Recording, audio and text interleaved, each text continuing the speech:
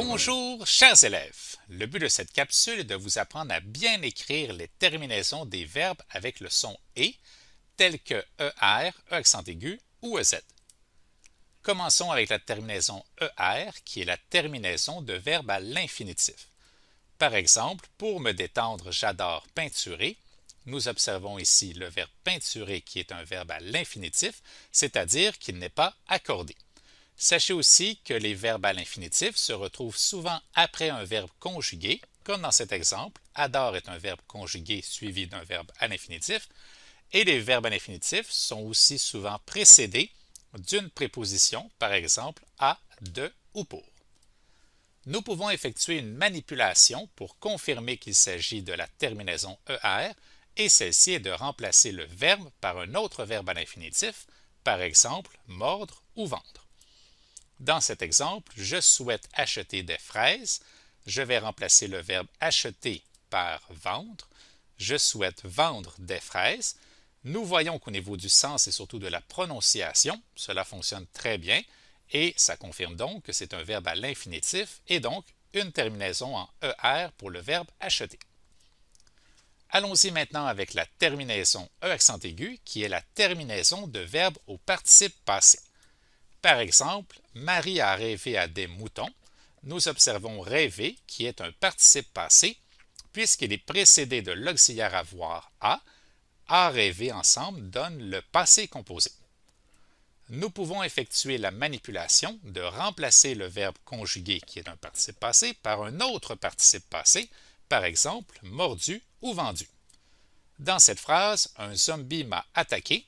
Je vais remplacer attaqué par mordu. Un zombie m'a mordu. Nous voyons qu'au niveau du sens et de la prononciation, cela fonctionne très bien. Donc, ça confirme que c'est un participe passé et donc une terminaison E accent aigu. Si j'avais essayé la manipulation avec mordre, un zombie m'a mordre, nous voyons qu'au niveau de la prononciation, ça ne fonctionne pas bien. Donc, ce n'est pas la terminaison ER. Voyons maintenant la terminaison EZ, qui est la terminaison de verbe à la deuxième personne du pluriel avec le sujet vous. Par exemple, vous criez dans le manège. Quel est le sujet de crier? Il s'agit du pronom vous, qui donne son accord et donc sa conjugaison au verbe crier et donnera donc la terminaison EZ.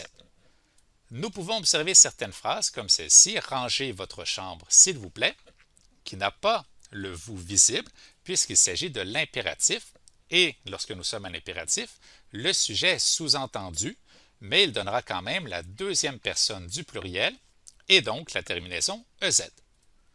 Nous pouvons effectuer la manipulation de vérifier si le sujet est bel et bien vous pour confirmer la terminaison EZ.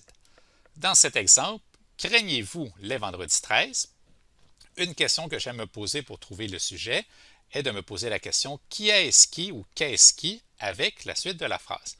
Par exemple, qui est-ce qui craignait les vendredis 13? Eh bien, ma réponse est le vous, qui sera donc mon sujet, même s'il est placé après, puisqu'ici nous avons une phrase interrogative. La majorité du temps, le vous sera placé avant le verbe conjugué. Alors, il s'agit du vous, donc de la terminaison EZ, étant donné que le vous est son sujet. Allons-y maintenant d'un résumé. Donc, appliquons ce que nous avons appris avec les phrases « J'ai soigné votre blessure pour éviter une infection.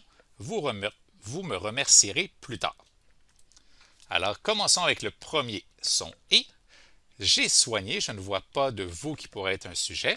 Je vois toutefois l'auxiliaire avoir, AI, qui m'indique probablement un participe passé. Je vais essayer de remplacer soigner par mordu. J'ai mordu. Alors, le son fonctionne très bien pour la prononciation. Donc, il s'agit bel et bien du participe passé avec le son « et » que je vais indiquer maintenant. Allons-y avec le deuxième verbe en « et ».